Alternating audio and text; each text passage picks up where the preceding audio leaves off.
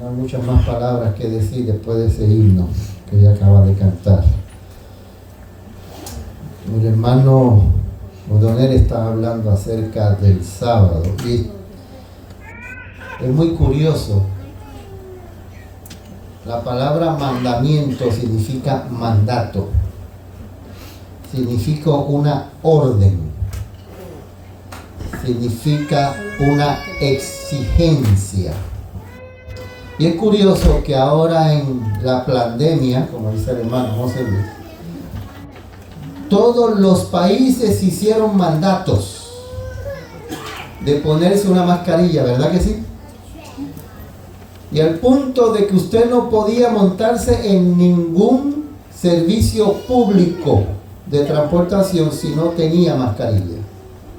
De hecho, ni aún en las líneas aéreas, muchas personas fueron expulsados de las líneas aéreas porque no querían seguir el mandato del hombre.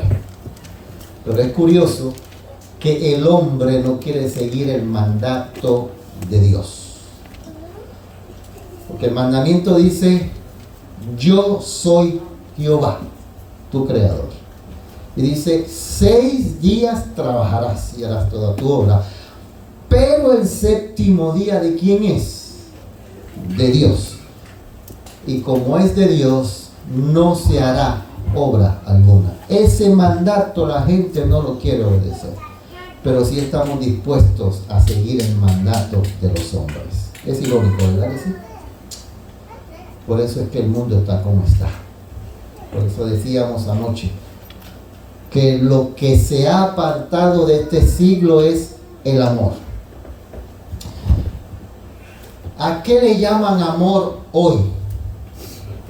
Por ejemplo, si yo digo de aquí o si alguien dice que la homosexualidad es condenada por Dios, ¿sabe cómo me llamarían? Que no tengo amor.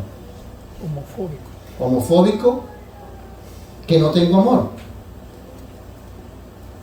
Eso se llama amor hoy. Pero ¿qué es amor? ¿Entendimos lo que dice el pasaje de Apocalipsis 3:19? Porque hoy en día dice la gente que Dios es amor y que Dios no puede castigar. El mundo ha tergiversado lo que significa amor. No sé si lo conté aquí, un hombre que estaba en la pena de muerte porque había robado y había matado un banco y había matado a 2 oficiales. Y en este país, cuando usted roba un banco es federal, y si mata a alguien ahí es pena de muerte. No importa el estado que usted esté. Aunque en ese estado no haya pena de muerte, pero cuando usted comete un crimen federal y muere a alguien, es pena de muerte. Y cuando le dijeron ¿cuál es tu último deseo?, él dice: yo quiero ver a mi madre. Y la gente dice: wow, quiere ver a su madre, tanto la ama que quiere despedirse de ella. Y cuando la madre viene a donde él dice: acércate que quiero darte un beso en la mejilla. La madre se acerca y cuando la va a besar le muerde la mejilla y le quita un pedazo de la mejilla. Le dice: para que cuando te veas en el espejo te des cuenta que por tu culpa yo estoy aquí. Porque cuando me robé la primera moneda, en vez de tú reprenderme y castigarme, me alabaste ese acto. ¿Qué es amor? Hoy en día, cuando una persona reprende el pecado, le dicen ¿qué? Ahora tenemos nosotros el deber de reprender el pecado. Desde Génesis 3:15 hasta Apocalipsis, lo único que uno encuentra en la Biblia es amor. ¿Sí o no? Pero también el amor lleva una reprensión al pecado. Desde Génesis 3:15 hasta Apocalipsis se encuentra la reprensión de Dios al pecado. Pero esos pasajes que llaman a la gente a abandonar el pecado, hoy en día lo quieren sacar de la Biblia. Porque solamente háblame de los evangelios, Mateo, Marcos, Lucas, Juan. Háblame del amor de Cristo.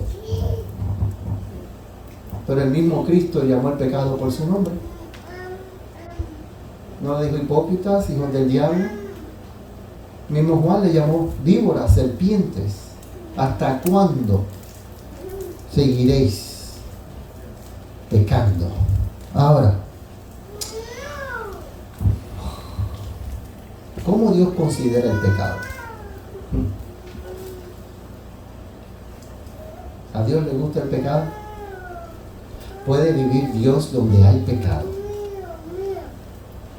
¿Puede estar Dios ahí?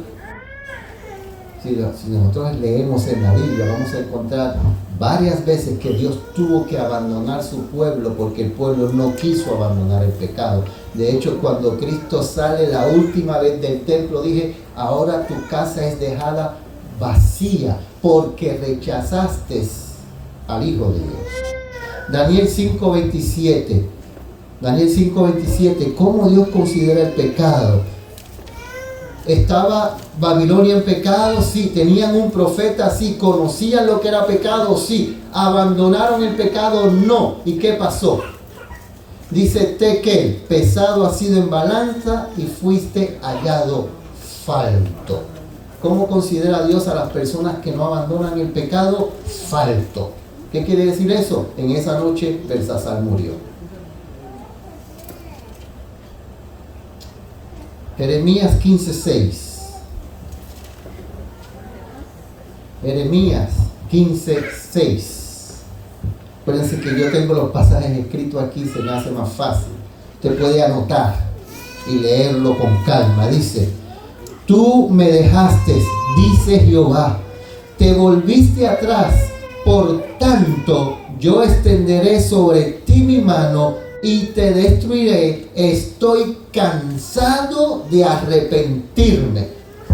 ¿Qué pasó? Israel no abandonaba el pecado. Israel seguía detrás de las costumbres de los hombres. Sacrificaban hijos a ídolos. Metieron ídolos dentro del templo de Dios. Y Dios dijo, me cansé de arrepentirme, te voy a destruir. ¿Eso es un Dios de amor? Sí. Dios ama tanto al hombre que para que el hombre no sufra más por el pecado, al final lo va a destruir. Porque Dios no soporta que el hombre sufra por el pecado. ¿Estará el hombre sufriendo por el pecado hoy? ¿Usted cree que Dios se alegra ver a una madre sufrir por su hijo? Por eso es que es imposible que yo pueda entender que cuando una madre muere, se va al cielo y allá en el cielo está mirando el sufrimiento de un hijo aquí en la tierra. Así no funciona Dios. Isaías 30:15. Isaías 30:15. ¿Cómo Dios ve el pecado? Para Dios el pecado es tan horrendo que aquel que no abandona el pecado, Dios tiene que destruirlo junto con el pecado. Porque así dijo Jehová el Señor, el Santo de Israel: en descanso y en reposo seréis salvos, en quietud y en confianza será vuestra fortaleza, y no quisisteis. ¿Qué le ofreció Dios a Israel? Paz, tranquilidad, fortaleza. ¿Y qué dijo el pueblo? No, por eso es que te voy a destruir. El pecado nos aleja de Dios. Dice Joya de los Testimonios, tomo 1, 3, 3, 4. Se me ha mostrado que Dios ilustra aquí cómo considera el pecado de los que profesan ser el pueblo de Dios que guarda sus mandamientos. Acuérdense que Dios primero le habla ¿a quién? A su pueblo. Dios tiene un pueblo que Él quiere que le enseñe a la gente lo que es vivir sin pecado. Eso es lo que Dios dice. Yo quiero un pueblo que le enseñe a la gente que con el poder de Dios y de su Espíritu se puede vivir sin pecado. Pero ese pueblo no quiere abandonar el pecado. aquellos a quienes Él ha honrado especialmente, haciéndoles presenciar las notables manifestaciones de su poder, como el antiguo Israel, y que aún así se atreven a despreciar sus expresas indicaciones, serán sujetos de su ira. Dijo Pedro, el juicio comienza ¿por dónde? Y si comienza por la casa de Dios, ¿cómo será con los demás? Vuelvo a preguntar, ¿puede estar Dios donde existe el pecado?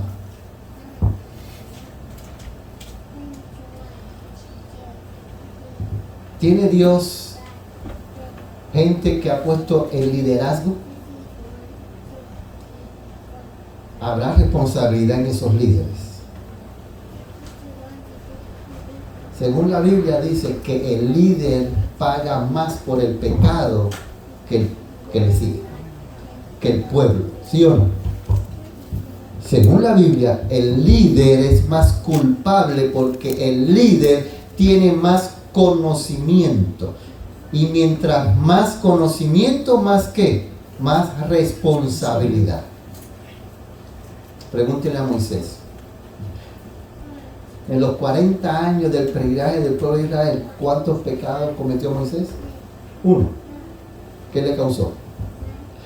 Los otros cometieron muchos pecados, más que Moisés. Entraron a la tierra, pero Moisés, por un pecado, no pudo entrar.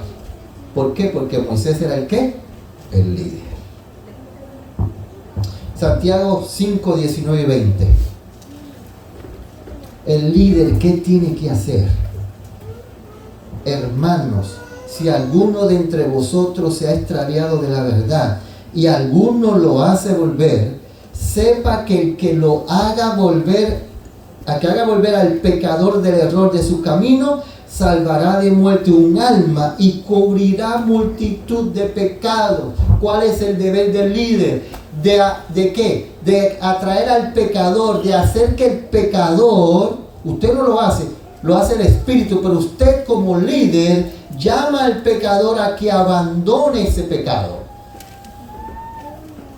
El líder no lo puede hacer. El líder lo que hace es ¿qué? Amonestar, reprender, aconsejar. Pero ese es el trabajo del líder. ¿Qué pasó con Elí? Tenemos un ejemplo bien claro aquí. ¿Cuántos hijos tenía Elí? Tenía 2. ¿Cómo eran los hijos de Elí? ¿Eran buenos? Ya hemos contado aquí que hacían ellos. Dice la Biblia que metían las mujeres ¿dónde? ¿A dónde metían las mujeres para tener relación con ellas? Al santuario. ¿Y qué hizo Elí? Los amaba mucho. Ese es amor. Se cayó. No reprendió su pecado. Al punto de que la gente dejó de ir a la iglesia. La gente dejó de llevar sus ofrendas. Porque cuando iba a la iglesia, ¿qué era lo que veía? Pecado. Maltrato. Y el líder, callado. La gracia de Dios, el amor de Dios. Dios no destruye, Dios salva a todos, Dios te ama, no importa lo que tú hagas, no importa cómo tú vivas, no importa que tú hagas lo que te dé la gana, Dios te ama. Ese es el mensaje de Elías a sus hijos. ¿Qué dijo Dios?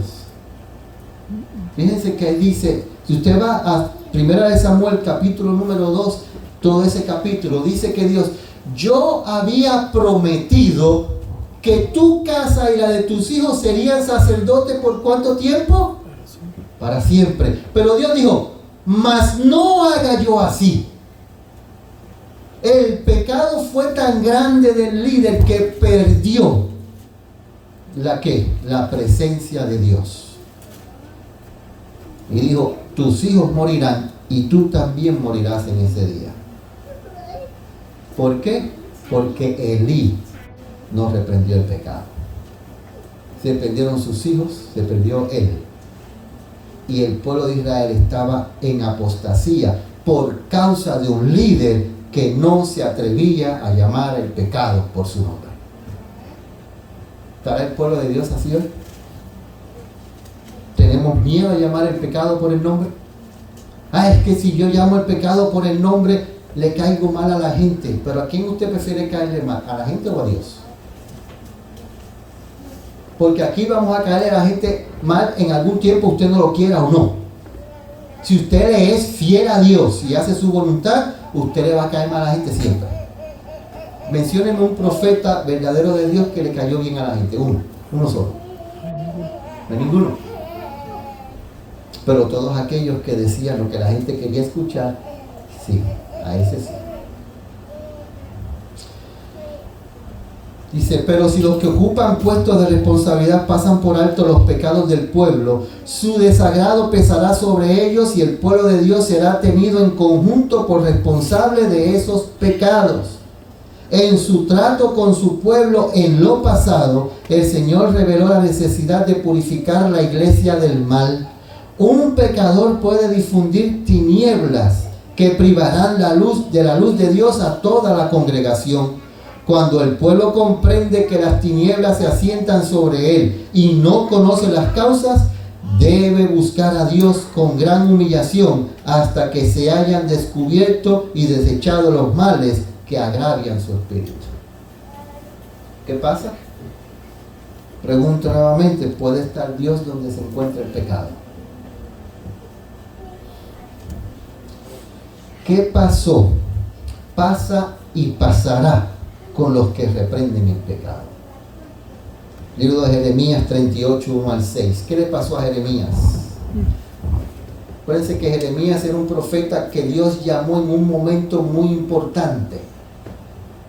Estaba Babilonia de frente, los ejércitos, y la gente no quería entregarse, la gente quería luchar, y Jeremías dice, no, entréguense. Dejen que el rey de Babilonia los domine. Los otros profetas decían, no, luchemos que vamos a ganar. Y como Jeremías decía, no, entréguense. ¿Qué hicieron con Jeremías? Lo pusieron en una letrina. ¿Saben lo que es una letrina? En los baños que existían, que existen todavía en muchos campos que están fuera de la casa, una casita con de cemento es, un hueco, donde usted va y hace sus necesidades. Y por Jeremías decirle al pueblo, no sigan pecando, entréguense, por eso lo echaron ¿dónde? En esa letrina. ¿Y quién lo sacó? ¿Sabe quién lo sacó? Un pagano. Un rey pagano dice, sáquenlo de ahí que ese hombre está diciendo la verdad. ¿Estará pasando hoy que a los que llaman el pecado por su nombre los quieren tirar en una letrina?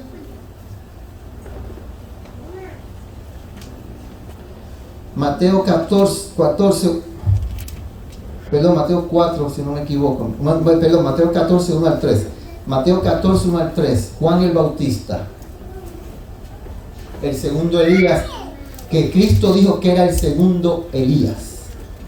¿Llamó el primer Elías al pueblo al arrepentimiento y a abandonar el pecado, sí o no? ¿Ustedes creen que el segundo Elías iba a tener un mensaje diferente? ¿Por qué le cortaron la cabeza a Juan el Bautista? ¿Qué decía Juan el Bautista? Den frutos dignos de arrepentimiento. Pero Juan el Bautista se atrevió a levantarse y decirle al rey Herodes, tú estás en adulterio. El rey Herodes era judío.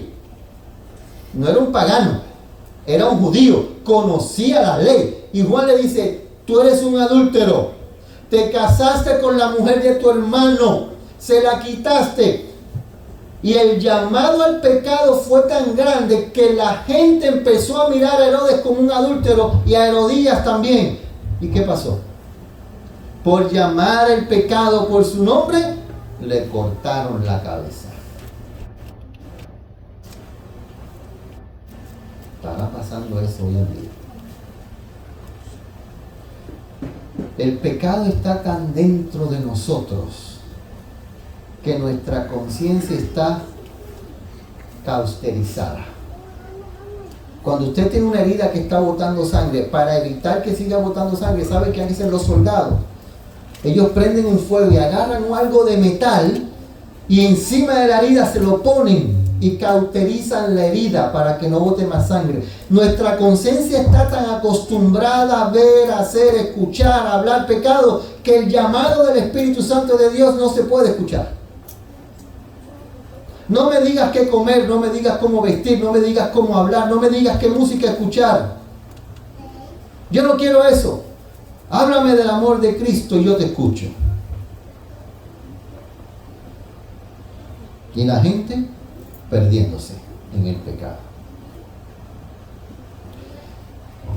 El perjuicio que se ha levantado contra nosotros porque hemos reprendido los males cuya existencia Dios me reveló, y la acusación que se ha suscitado de que somos duros y severos es injusta. Oye los testimonios, tomo 1, 3, 3, 4. Dios nos ordena hablar y no queremos callar. Si hay males evidentes entre su pueblo, y si los hijos de Dios los pasan por alto con indiferencia, en realidad estos sostienen y justifican al pecador. Son igualmente culpables y causarán como aquel el desagrado de Dios, porque serán hechos responsables de los pecados de los culpables. Se me ha mostrado en visión muchos casos que provocaron el desagrado de Dios por la negligencia de sus siervos al tratar con los males y pecados que existían entre ellos. Los que excusaron estos males fueron considerados por el pueblo como personas de disposición muy amable, simplemente porque rehuían el desempeño de un claro deber bíblico. La tarea no era agradable para sus sentimientos, por lo tanto le eludían. ¿Por qué usted cree que las iglesias evangélicas y aún hoy en día las iglesias adventistas se están llenando tanto? ¿Por qué? Porque sé que se soporta el pecado. Se soporta el pecado. La gente viene a la iglesia como si fuera un centro de diversión. La Biblia dice que nosotros tenemos que presentarnos ante Dios como los sacerdotes. Fíjense bien, los sacerdotes tenían ropa especial, ¿saben cuántos días? Los 360 días del año. Durante la semana el sacerdote no se podía vestir igual que el pueblo. Y la Biblia dice que nosotros somos sacerdotes. Entonces nosotros, en nuestra vestimenta, tiene que ser diferente al mundo. Pero hoy en día, la diferencia en la vestimenta de las personas que van a la iglesia no hay ninguna. Yo no sé si ustedes han hecho la prueba. Vayan un domingo a cualquier iglesia evangélica y sáquenle foto o video como usted quiere y después vayan un sábado a una iglesia adventista. No hay diferencia. Pero hay que quedarse callado porque entonces a la gente le caigo mal. Yo quiero agradarle a la gente. Yo quiero que me acepten como una persona agradable. El espíritu de odio que ha existido entre algunos porque fueron reprendidos los males que reinaban entre el pueblo de Dios ha ocasionado ceguera y un terrible engaño para sus almas, haciéndoles imposible discriminar entre lo bueno y lo malo. Los tales han apagado su propia visión espiritual. Pueden presenciar los males, pero no se sienten como se sentía Josué, ni se humillan al advertir el peligro de las almas. ¿Qué pasa? ¿Qué dice la Odisea? Que están como ciegos. Dice en el libro de Isaías que esos pastores que soportan el pecado, que no reprenden el mal, son pastores ¿qué? Ciegos, sordos, mudos. Y dice Dios que esos pastores los reprende Él y no irán al reino de los cielos. Ahora, ¿qué pasará con aquel pueblo que gime y clama? Usted va al libro de Ezequiel, capítulo número 8, y usted va a encontrar unas abominaciones en ese libro. Y usted va a encontrar que la abominación primera es grande, pero la segunda es más grande, la tercera es más grande y sigue creciendo la abominación hasta que llega el punto que la abominación llega al liderazgo.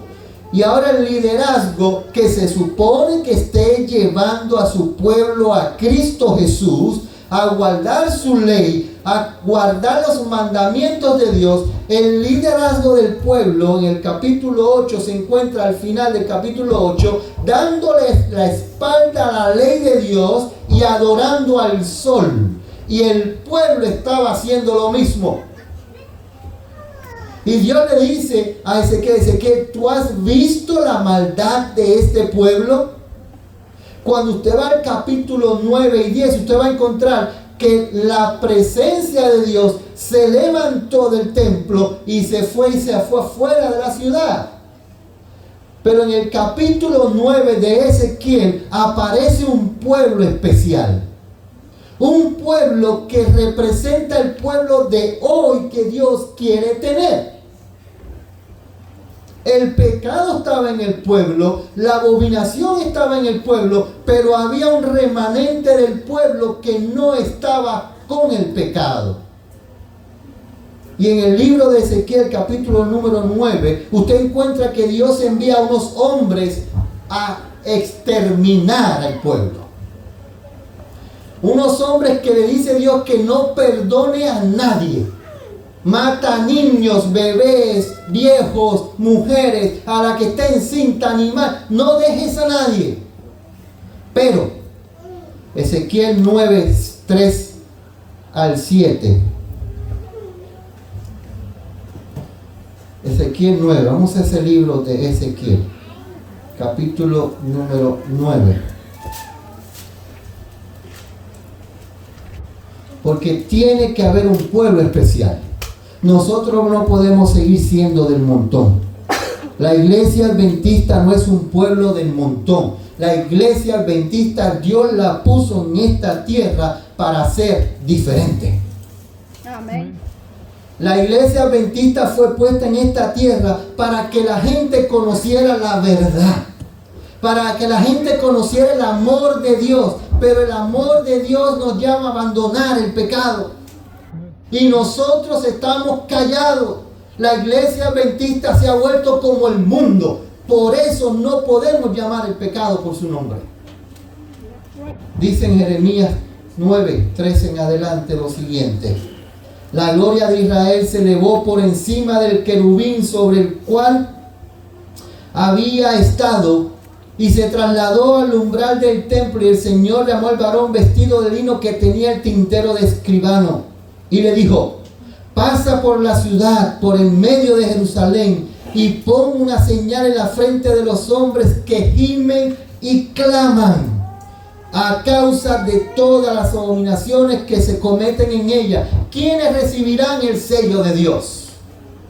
¿Aquellos que soportan el pecado por caerle bien a la gente, o aquellos que gimen y claman? ¿Quién soy yo? ¿Quién soy yo?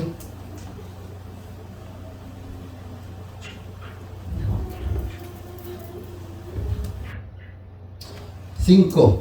Y a los otros oí que le dijo: pasad por la ciudad en pos de él y matad sin lástima ni compasión. Matad a viejos, jóvenes, doncellas, niños, mujeres, hasta que no quede ninguno.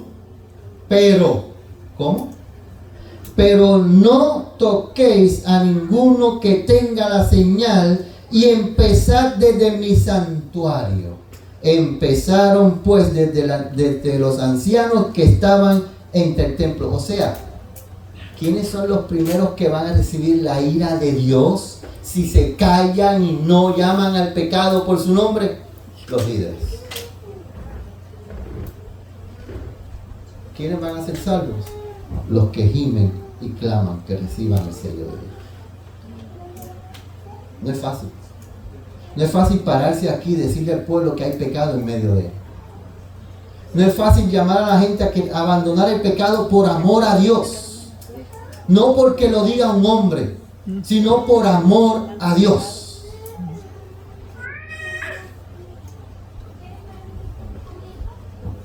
El verdadero pueblo de Dios que toma a pecho el espíritu de la obra del Señor y la salvación de las almas verá siempre el pecado en su verdadero carácter pecaminoso. Estará siempre de parte de los que denuncian claramente los pecados que tan fácilmente asedian a los hijos de Dios, especialmente en la obra final que se hace en favor de la iglesia en el tiempo del sellamiento de los 144,000 que han de subsistir sin defecto delante del trono de Dios. Sentirá muy profundamente los hierros de los que profesan ser los hijos de Dios. Gente, este mundo se está acabando. Aquí no hay nada más. Aquí ya no hay nada más. No es por meter miedo, pero aquí lo que queda es... Alguien decía que estamos en las uñas de los pies de la estatua. El mundo, lo que usted ve en la calle, nos dice que Cristo está a las puertas. Que Cristo está pronto a buscar a su pueblo. ¿Y cómo está su pueblo? ¿Cómo me encuentro yo?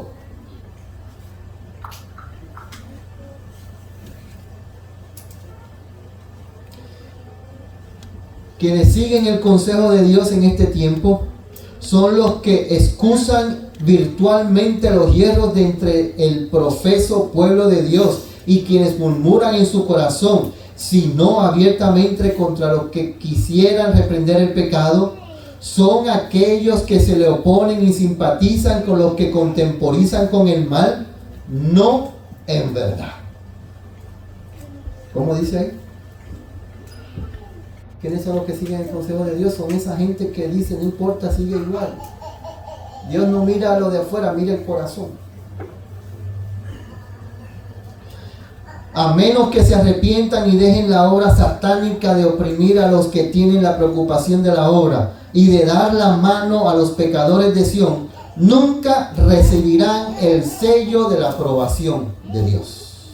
Fíjense cómo ella llama. Aquellos que se oponen a los mensajeros de Dios que llaman el pecado por su nombre, ella le llama que están haciendo una obra ¿qué? Satánica. ¿No dijo Jesús eso? Vosotros de vuestro padre ¿el qué? El diablo sois. Porque si las obras de Abraham ustedes quisieran hacer, no buscarían matarme a mí, porque de mí habló Abraham.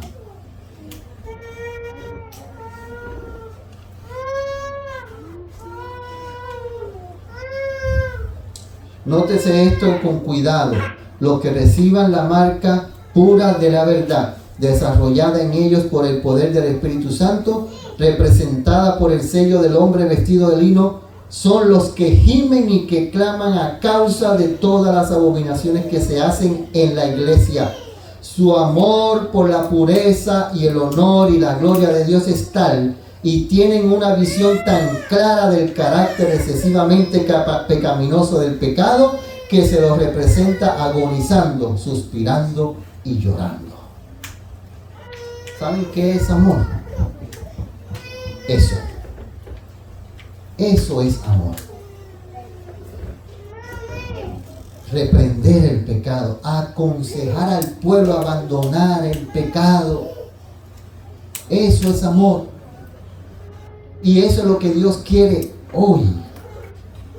Dios quiere sellar a un pueblo que demuestre el amor verdadero.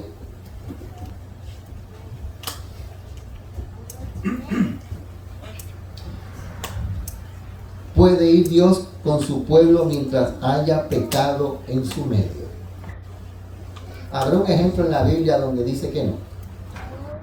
¿Qué lo conocen? Usted va al libro de Josué, lo voy a leer, es largo, capítulo 7, usted va a encontrar ahí que el pueblo de Israel acababa de ganar una batalla sin ellos ni siquiera mover una espada. ¿Sí o no? ¿Quién tumbó los muros de Jericó? Dios. Jesús. Fue Jesús, porque ese fue el que se le presentó a Josué. Y Dios le dijo, esa ciudad es mía. Todo lo que está ahí de valor, de oro, de plata, todo eso va a ir a la tesorería del santuario. Y 999.999 personas obedecieron a Dios. ¿Cuántos dije? Poniendo un número redondo, había 1.000.000 de personas, 999.999 obedecieron a Dios. ¿Cuántos lo desobedecieron? 1. Pero cuando usted lee en Josué 7, ahí dice Dios que el pueblo entero había pecado. ¿Cuántos? Dios dice que, espérate, Señor. ¿Cómo tú llamas y dices que todo el pueblo ha pecado cuando es uno solo? Y Dios dice, mientras haya anatema, mientras haya pecado en tu pueblo, yo no voy a ir contigo y tú no prevalecerás contra tus enemigos. Y Josué dice, Señor, ¿qué hacemos? Saca al anatema. Ese es el miedo de hoy. No queremos sacar el anatema. No tenemos el valor de decir no se puede.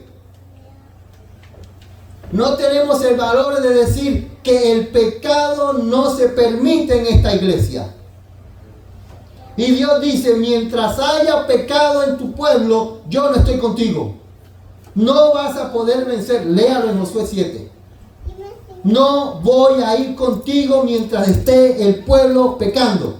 Uno solo había pecado, pero Dios dijo, todo el pueblo está pecando. Señor, ¿qué hago? ¿Cómo terminó ese pecado? Dios es amor. Dios es amor. ¿Cómo terminó ese pecador? No tan solo él. Él, su esposa, sus hijos, su ganado, todo lo que él tenía fue ¿qué? Apedreado y quemado y destruido. Si nosotros queremos que Dios esté en medio de nosotros, tenemos que sacar el pecado del pueblo. No podemos seguir así. Dios no puede estar donde hay pecado. Y eso es lo que está pasando hoy. Una vez yo pregunté, ¿puede Dios estar en una iglesia donde el pecado es abiertamente? Y mucha gente dijo, sí. ¿Dónde? Si la Biblia nos muestra que cada vez que el pueblo pecaba, Dios se salía del pueblo. Yo no puedo estar contigo. El pueblo pecó en el desierto y Moisés tuvo que sacar el santuario del medio del pueblo. Dios le dijo, yo no puedo estar con este pueblo porque van a hacer algo tan grande que mi gloria lo va a destruir a todos. Saca el santuario. Y Moisés tuvo que sacar el santuario del medio del pueblo. Y hoy en día queremos que Dios esté con nosotros viviendo la vida que vivimos. Vamos al libro de Apocalipsis. Voy a terminar. Voy a usar esta Biblia grande para poder leer bien. Hay un mensaje en el libro de Apocalipsis que es a la iglesia de Laodicea. ¿Por qué quiero leer este mensaje? Porque nosotros nos llenamos la boca diciendo que nosotros somos Laodicea. Y yo no sé si yo tenga tiempo después para explicarle que cuando Cristo venga, Laodicea no va a existir, va a ser Filadelfia. Usted me puede preguntar después, lo podemos explicar. Pero, ¿qué es lo que dice el mensaje a Laodicea? Dice ahí, y escribe el ángel de la iglesia en Laodicea. He aquí dice el amén. ¿Quién está hablando? Jesús. Como dice el libro de Apocalipsis, el testimonio de Jesucristo dado a quién? A su siervo Juan, para que él se lo diera a quién? A las iglesias. Así dice el amén, el testigo fiel y verdadero. El principio de la creación dice esto, dice Dios. Yo conozco tus obras, que eres ni frío ni caliente. ¿Cómo somos? tibios. ¿Qué quiere decir tibieza? Entre que sí, que no. Tibieza quiere decir que convivimos con el pecado. Que aguantamos el pecado. Que no importa que un hombre se case con 3 o 4 mujeres, sigue siendo anciano. Podemos hacer homosexuales pastores. Podemos comer lo que nos dé la gana, como están diciendo hoy en día. ¿Eres frío o caliente? Pues eres tibio. Ahora, ¿qué dice ahí que va a pasar con los tibios? La pregunta es, ¿en algún momento la Odisea va a dejar de ser tibia? No. Si usted lee el mensaje de la Odisea, en ningún momento dice que la Odisea va a ser tibia. Pero el mensaje de la Odisea hay un llamado. El mensaje de la Odisea hay un llamado. ¿Por qué? Porque en la iglesia de Filadelfia Dios abre una puerta. ¿Sí o no? Usted va a la iglesia de Filadelfia y dice que hay una puerta abierta la cual nadie puede cerrar. Pero cuando usted va a la iglesia de la Odisea, la puerta está cerrada. ¿Sí o no? Vamos a leerlo. Yo conozco tus obras, que no eres frío ni caliente. Ojalá fueres frío o caliente. Mas porque eres tibio y no frío ni caliente, te vomitaré de mi boca. En algún momento dice, quizás te voy a vomitar, o dice, te voy a vomitar. En algún momento dice ahí que vas a dejar de ser tibio. No, eres tibio y por eso te voy a vomitar. Sigue diciendo. Porque tú dices, yo soy rico y estoy enriquecido, no tengo necesidad de ninguna cosa, y no conoces que tú eres ¿qué? Un cuitado, miserable, pobre, ciego, desnudo. ¿Qué significa desnudez? Cuando antes del pecado, Adán y Eva estaban desnudos, sí, pero ellos conocían que estaba desnudo, no. Porque estaban viviendo ¿cómo? Sin pecado. Pero tan pronto entró el pecado, dice la Biblia, que se dieron cuenta que estaba desnudo. La Odisea está desnuda porque no quiere abandonar el pecado. Y Dios dice, yo te amonesto que de mí compres oro, eres pobre, enriquécete. El oro de Dios dice la Biblia que el oro de Dios nada lo corrompe. Es puro. Que compres oro afinado en fuego. ¿Cómo tenemos que pasar nosotros? ¿Cómo nosotros podemos vencer el pecado? Tenemos que pasar por fuego. Tenemos que pasar por ese Getsemaní que pasó Cristo Jesús. Por eso es que no queremos, ¿saben qué? Mientras la persona no quiera abandonar el pecado, Satanás lo deja tranquilo. Porque es de él. Pero cuando la persona decide hacer la voluntad de Dios y obedecer su palabra, ¿qué pasa? Mucha gente dice, yo prefiero seguir allá porque ahora, desde que me entregué a Cristo Jesús, los problemas no se me quitan. Dice, para que seas rico y seas vestido de vestiduras blancas para que no se descubra la vergüenza de tu desnudez y unge tus ojos con colirio para que veas. Yo reprendo y castigo a los que amo. Sé pues que, ¿sabe que esa palabra sé pues celoso se encuentra en Filadelfia? Yo conozco tu celo. Que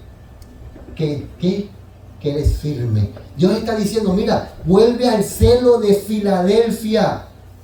Vuelve, arrepiéntete. ¿Por qué? ¿Por qué la Odisea está en estado tibio? ¿Por qué? Aquí yo estoy a la puerta. ¿Dónde está Jesús? ¿Adentro o afuera? ¿La puerta en Filadelfia estaba abierta, sí o no? Pero en la Odisea la cerraron y sacaron a Jesús. Y Jesús está llamando de afuera. Y dice, yo te amo. Me sacaste de tu vida. Déjame entrar. Si tú me dejas entrar, toda esa podredumbre de pecado que tú tienes adentro, yo la voy a limpiar. Tú no puedes. Déjame limpiarla. Pero déjame entrar. Dios no fuerza la entrada. Dios llama. Porque fíjense bien, yo estoy a la puerta y llamo. Si alguno oye ¿qué? Mi voz. No es esto lo que está haciendo Cristo. Cristo está llamando con su voz de amor. Déjame entrar. Si tú oyes mi voz y abres la puerta, yo voy a entrar. Yo te voy a dar alimento. Yo te voy a dar gozo. Yo te voy a dar alegría. Yo te voy a dar fortaleza para vencer el pecado. Solo déjame entrar. ¿Cuál fue la respuesta de la Odisea? ¿Cuál es la respuesta de la Odisea hoy? Tenemos a Cristo afuera.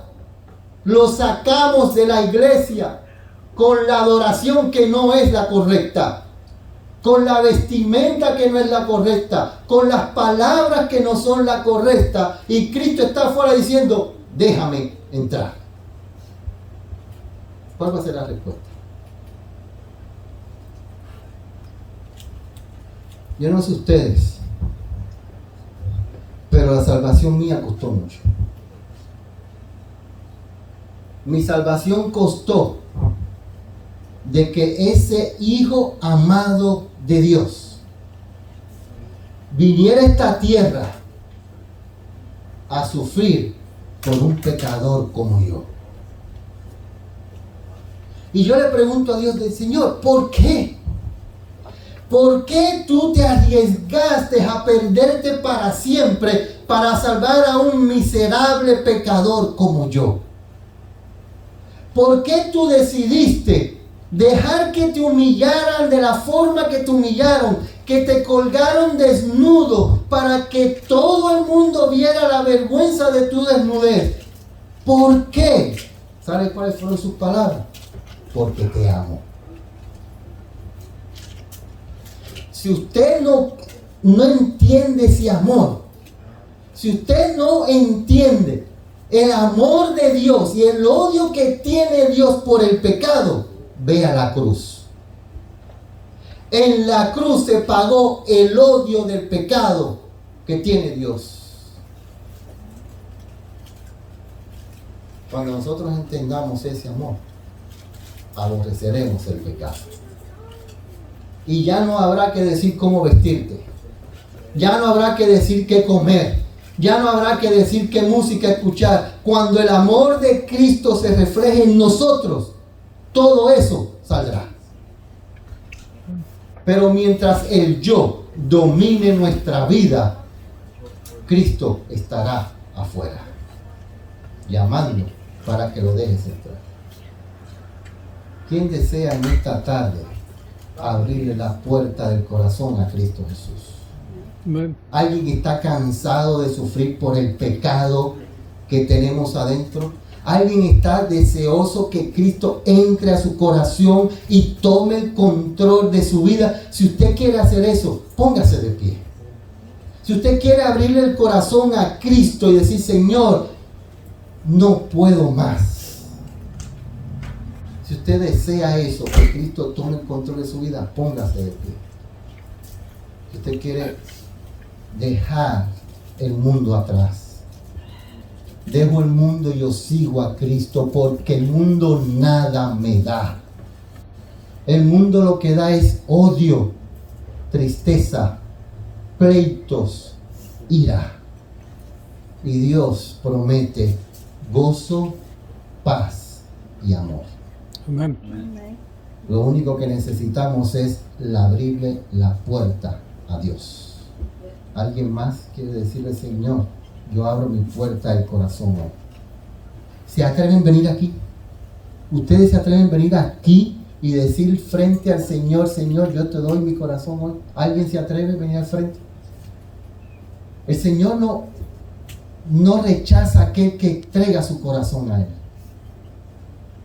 El Señor no rechaza aquel corazón sincero que dice, Padre, perdónalos porque no saben lo que hacen.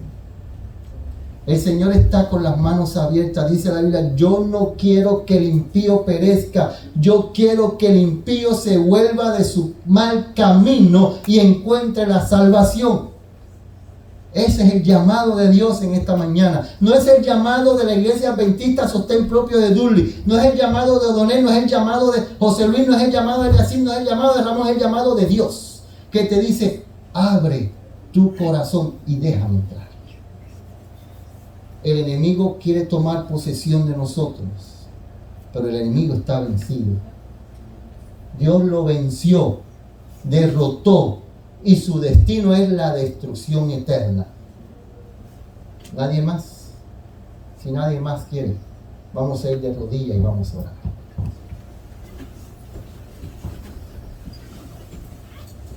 Nuestro Padre Celestial, estamos delante de ti agradecidos por el amor tan grande que tú has demostrado al enviar a tu Hijo a morir por nosotros, al enviar a tu Hijo para poder limpiar nuestra culpa del pecado.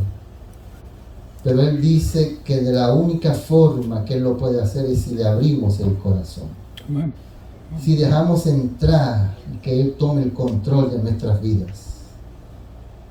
Por eso en esta tarde te agradecemos. Ponemos en tus manos a las personas que se han puesto de pie, diciendo, Señor, entra en mi corazón y toma el control. Amén. Pero en especial a nuestra hermana y el hermano que pasaron al frente.